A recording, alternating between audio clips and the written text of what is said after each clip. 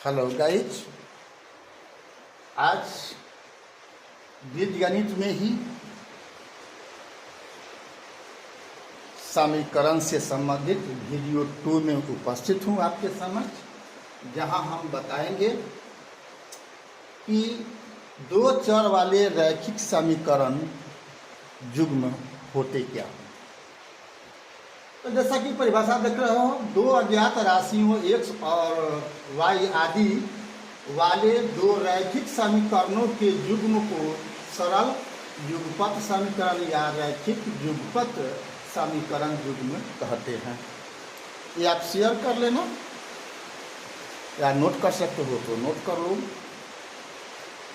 तो यहाँ हमको युगपत पढ़ाना है, लेकिन युगपत के पहले आप जानो कि रैखिक समीकरण होता क्या है।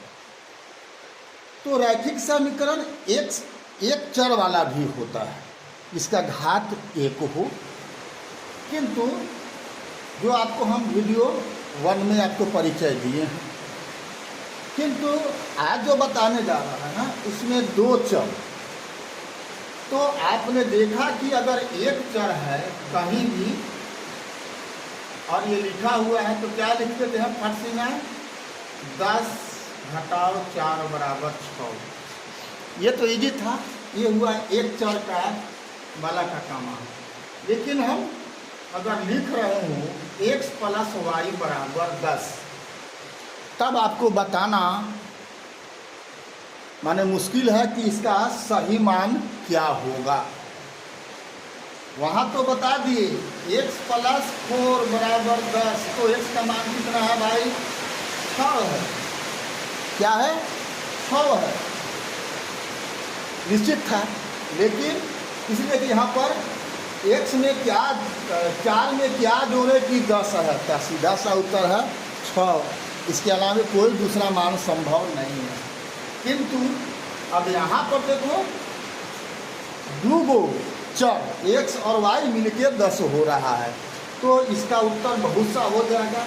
1 + 9, 2 + 8, 3 + 7, 4 + 6, 5 + 5, 6 + 4, 7 + 3, 8 + 2, 9 + 1, यहाँ तक कि 10 + 0।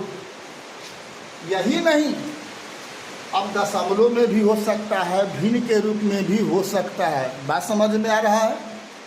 तो कहने का मतलब हो गया कि जब दो चर है और एक समीकरण दिया हुआ है तो आप मान नहीं बता सकते हो, क्योंकि इसका अनंत मान उत्तर होगा। ठीक है। लेकिन अगर हमको दो समीकरण मिल जाए, मान लो कि x + 10 और x - y बराबर हम लिख दे रहे हैं 8, तो अब आप बता सकते हो कि इसका एक गो मान होगा। कैसे? तो नियम के आधार पर हमको क्या करेंगे, जोड़ेंगे तो y कट जाएगा। 2x बराबर कितना हो जाएगा? 18, यानी x का मान आ जाएगा हमको 9। तो स्वाभाविक है कि अब 9 और 1 हुआ, 9 और x का मान हो गया 9 और y का मान हो गया 1। इसको जोड़ने पर क्या होता है? 10। लेकिन 9 में से अगर हम 8 घटाएंगे, 1 घटाएंगे तो क्या होगा? 8 होगा। फिक्स हो गया, अब कोई दूसरा मान नहीं होगा। ठीक है। तो जहाँ पर दो गो चर हो, x y हो या p q हो, कुछ भी हो, जो अगर चर दिया हुआ है, दो गो चर है, तो उसका मान तब तक हम मालूम नहीं कर सकते हैं जब तक कि दो गो समीकरण न हो। इसीलिए युगपत समीकरण की आवश्यकता है। हल करने के लिए दो समीकरण की आवश्यकता है। तो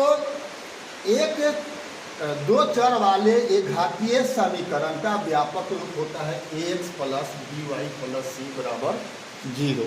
ठीक है। अगर हमको दो को लेना है तो कहीं ना कहीं का आधु अंतर कर देंगे, तो दो मान के चलो, हम इसको लिखते हैं a1x + b1y + c1 बराबर 0। और दूसरा क्या करेंगे हम, a2x plus b2y plus c2 बराबर 0 हो गया ये युगपत समीकरण। यानी चर का घात क्या रख रहा है 1 1 है कि a b c के जगह पर दोनों में से कुछ हो सकता है। ठीक है, तो इस टाइप के समीकरण को हल करने की कम से कम 5 विधियां हैं। ठीक है, तो आज मैं युगपत समीकरण का परिचय दे दिया।